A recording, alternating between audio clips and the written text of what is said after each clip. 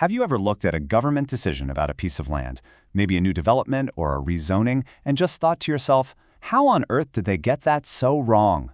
I mean, it seems like it should be simple, right?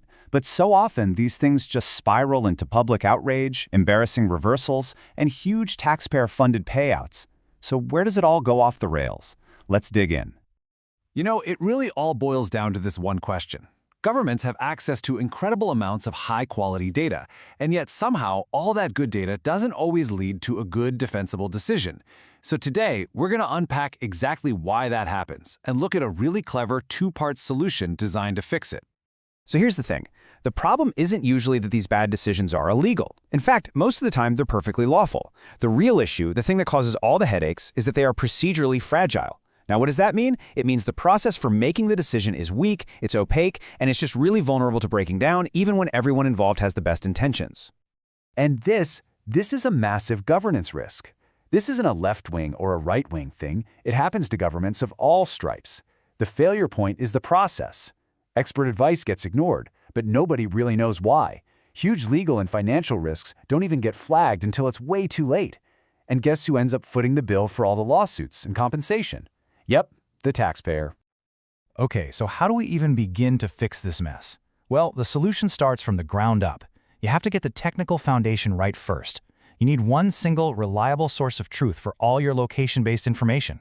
And in Australia, they've tackled this with a system called AU_spatial_stack_12.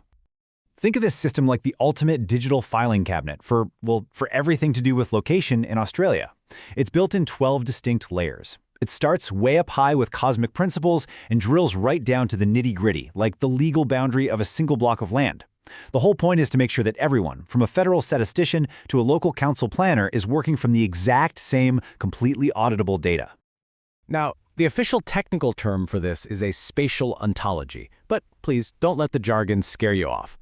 All it really means is having a very clear set of rules for how different bits of location data talk to each other. It's kind of like the grammar for the language of maps. But here is the absolute genius of the system, the most crucial part of its design, this critical separation.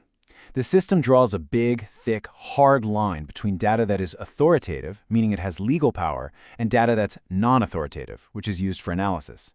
Getting this distinction right is everything. And this table just lays it out so clearly, right? On one side, you've got things like the cadastral parcel. That's the legal, surveyed boundary of your property. That is absolutely authoritative. It has real legal weight.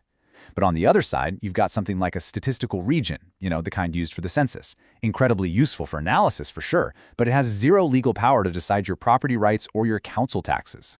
And this quote from the system's own governance policy, this is basically the golden rule of the whole thing. Analysis does not imply authority. Indexes do not imply governance. It's such a simple but powerful idea that keeps the facts cleanly separated from the power. So we've got this perfect, pristine data foundation. Fantastic! But data doesn't sign the paperwork. People do. Ministers do. And that brings us to the most crucial point. What happens at that moment when a human decision-maker comes face-to-face with this perfect data? And that's the multi-million-dollar question, isn't it? A minister has the legal right, and sometimes a very good reason, to use their discretion and go against what the technical advice says. The problem was never the override itself, but how that override happens. And this is where the second piece of the puzzle comes in, a framework that was pioneered in the state of Victoria. Okay, it's a bit of a long name, the Victorian Framework for Lawful Location-Based Decision-Making. But what it does is actually really simple. It's a procedural safeguard. It's all about protecting that exact moment a decision is made, making sure that when a minister chooses to override advice, they do it with full transparency and accountability, before that decision becomes a legally binding, costly reality. At the heart of this whole framework is a simple but really powerful mechanism, and you can just think of it as a governance circuit breaker. The official name is the mandatory escalation gate, and it's designed to literally interrupt a fragile process before it can blow up and cause any damage. Now, this circuit breaker doesn't trip for every little decision. It's very specific. It only flips the switch if both of these things are true. First, the minister is planning to go against the expert advice. And second, and this is the big one, that decision could result in a legal land consequence. So what's a legal land consequence? Well, it's exactly what it sounds like. It's any action that has a real-world, legally binding impact on land. We're talking about the heavy stuff, rezoning a property, forcibly acquiring land, or any decision that messes with a property's value or could trigger a compensation claim. These are the decisions with serious, serious stakes.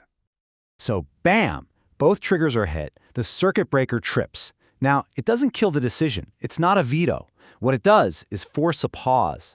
And in that pause, the decision maker, the minister, has to formally put it all down on paper, exactly what advice they're overriding, the specific law that gives them the authority to do it, and crucially, the potential legal and financial risks of their decision. It forces a moment of total, auditable clarity. Okay, so let's be super clear on this, because it's really important to understand what this framework actually changes and what it doesn't. Its goal is to fix the process, not to change politics or take away anyone's authority. This lays it out perfectly. What the framework does is preserve a minister's power to make a decision, but it requires them to be clear when they override advice, and it forces the risks to be put on the table before the decision is final. On the other hand, what it absolutely does not do is weaken ministerial power. It doesn't change planning laws or create new ways to appeal things. It just demands that power be used transparently. And I think this courtroom analogy from the source material just nails it. The data scientists, the planners, they're like the forensic experts. They provide the evidence, the clean data from AU Spatial Stack 12, but they don't deliver the verdict. Only the minister, like a judge or a jury, can apply their legal authority to that evidence to create a legal consequence. The Victorian Framework just makes sure the judge's reasoning is on the public record. So you see how these two pieces lock together perfectly, right? You have a national data system that guarantees the evidence is rock solid and auditable. And then you have a state-level governance process, like the one in Victoria, that makes sure the verdict, that final powerful decision, is delivered with total transparency and accountability. And why does any of this matter? Well, because at the end of the day, the result is a system that's just better for everyone. It's a win-win. It protects ministers from making those avoidable, career-ending mistakes. And it protects all of us, the taxpayers, from having to pay for the fallout from opaque, broken decisions. It is, quite simply, good governance.